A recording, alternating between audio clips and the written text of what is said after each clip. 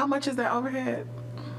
So that over the 11 years that I looked at, it was 2.9 million. It averaged about $265,000 a year.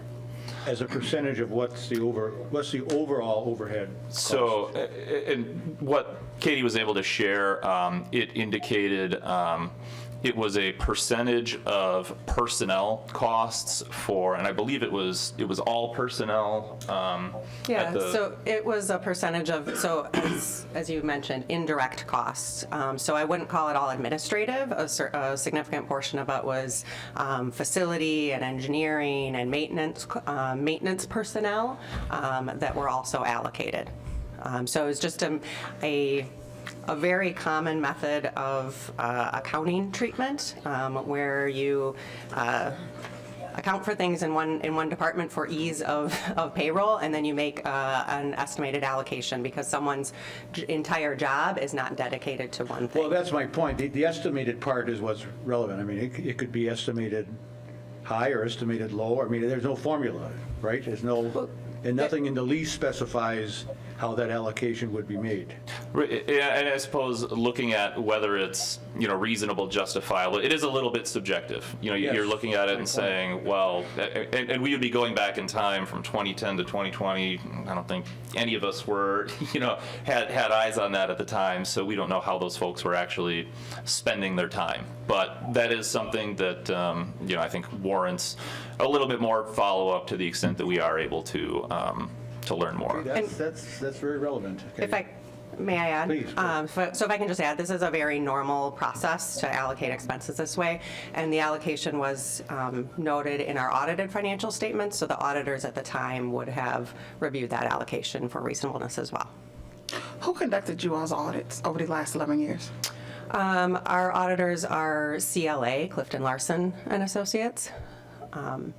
When you all did those audits, were they also privy to the agreement with the city? Yes, they would have had a draft of that agreement. Yes, or that agreement. Yes, absolutely. There was a note in the financial statements for each of the years that I reviewed that kind of went through the calculation to determine whether there was excess revenue, and if so, how much. So the auditor did have eyes on the agreement and was aware of the agreement. Mr. Chair. Alderman Sanford. Yeah, thank you. Comptroller, how many categories consist of the shared revenue? So are you talking about the excess? The excess, the part that's supposed to be split, or the part that's being deducted? I don't know that it was categorized necessarily, but I think as laid out in the 1985 agreement, the intent was for those excess revenues to be applied to capital improvements for the structure. Okay. So, whatever. 50-50 basis. On a 50-50 basis, right. So as I understand it, basically the parking structure had certain direct revenue and direct expenses. Correct. Right? And presumably direct revenue exceeded direct expenses by some amount each year. In some years, yes. Right. And then so that's the net income would have been split between the city and the PAC, subject to a split of whatever capital maintenance expenses were incurred, correct? Correct, yeah, that's... But that net revenue could then be diminished and our share diminished by this overhead allocation. Well, the overhead allocation, yes, would it would be removed from the excess revenue calculation. That's my point. Right. So thus reducing the share the city would have otherwise gotten had that overhead allocation not been made. Correct, yeah. So this 2.8 million that's owed may or may not, I mean, that is what you're trying to verify on the one hand. So yeah, I mean, I think the... Overhead costs, or is it something else? It was overhead. I mean, overhead we costs. do have some calculation that came in, and then using that same logic was then applied by our auditors in validation of that. So, but I do agree with the comptroller that digging more into it and taking more time with it, because we do want to make sure it's as transparent as possible, and just in the time that we've had, some of this documentation is in paper files that we have to locate, and so it's going to take us a little time to dig into. So what's the 1.6? I'm sorry, So what's the 1.6? the If the 1.6? 2.9 was overhead and justifiable overhead, what was the 1.6? Yeah, so that is what Katie was talking about, in that this transfer of funds is not how we have applied it in recent years since we've been there. So a lot of that documentation, again, there's one year we were able to find ledger transactions. I don't know if you could go into that. Yeah, so I have found detail for it, and I just need more time to understand it, and I'm working with our former CFO and our auditors to make sure that I have a clear understanding where I can succinctly explain what it represented. I feel comfortable with the information I have looked at so far, that there was real logic and reason behind what was happening, but I just really need more information, because we're talking about years ago, and I was not here, and none of the personnel that was there at the time is here. So I'm working with people that I just unfortunately can't control their schedules because they're not on our payroll, so. For the comptroller, as you looked at the numbers for the 11 years, and you looked at, I'm sure it was a category for work that was done on the, for the maintenance of the parking structure, right? As you looked at the city's contribution based on the 50% of the revenue, were there years, the question is two-part. If you left the 2.9 in and the 1.6 in, and if you took it out, were there years that the revenue, the 50% of the revenue or whatever, was enough to pay for the maintenance of the structure? And how many years of that? And how many years were there where it wasn't enough? So yeah, I know, I understand the question. There were years in which, at least according to the records I've seen, there weren't any capital improvements that were made.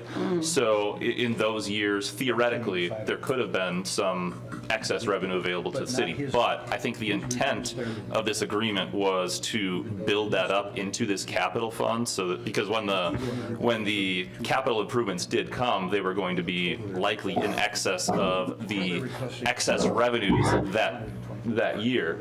So it's the intent of the agreement, I think, was to build up that reserve and then to spend it, as these capital improvements arose. Did they do that? We did do that, yes. And that's where the majority of capital improvements over the life of the garage have come from. And it was really just a period of time where some major improvements needed to be done, where the capital fund had been exhausted over the years. But most of the improvements for the garage over 49 years, 50 years, were done through that fund. So it's not that, the only way that we did capital improvements was through issuing debt. Were any salaries, aside from those who work directly on the parking structure, taken out of those revenues? So there is a personnel cost line, which my understanding of the operation, based on conversations that we've had, is pre-2022, the personnel working in the parking structure, they were Marcus Center employees. So those were attributed to personnel costs. The administrative allocation that we were talking about earlier, it was essentially taking a percentage of certain salaries within the Marcus Center's operating fund. So, there's a list of positions that, presumably some of their time is used on matters relating to the parking structure. What was the percentage and what was the positions? There is It's a percentage Yeah. of everybody's salary. Well, not everybody's. So, I'm not on there, but our head of operations, who oversees the garage operations as well, venue operations, and deals with any kind of construction projects on the garage, a portion of his salary is on there. And I would have to look at it to know the exact amounts and the exact salaries, but it was roles, there would have been finance roles who would have been responsible for billing. For example, there's a fair amount of monthly parkers, and it would have been Market Center finance personnel who would have been billing those monthly parkers and receiving their payments. So percentage of their time would have been time of security personnel who would have been responsible for patrolling the parking structure area. It would have been engineering personnel who would have been responsible for any minor maintenance, repairs, those sorts of things, as well as there may have been other positions. I don't have it in front of me, so I can't speak specifically to it, but those are some of the major examples. I would love to see a list. And what was the percentage? The way it was categorized, it was hard to tie exactly which position to, because it was more the amount What was the it was. range? What was the range? It looked like something between about 22-25% Honestly, for some positions. Honestly, I'd have to go and, so this is a piece of paper that I found in a box in the basement, and it doesn't list percentages, so I'd have to go and recalculate so offhand to say what the percentages are. So I just don't have it in my head. This is an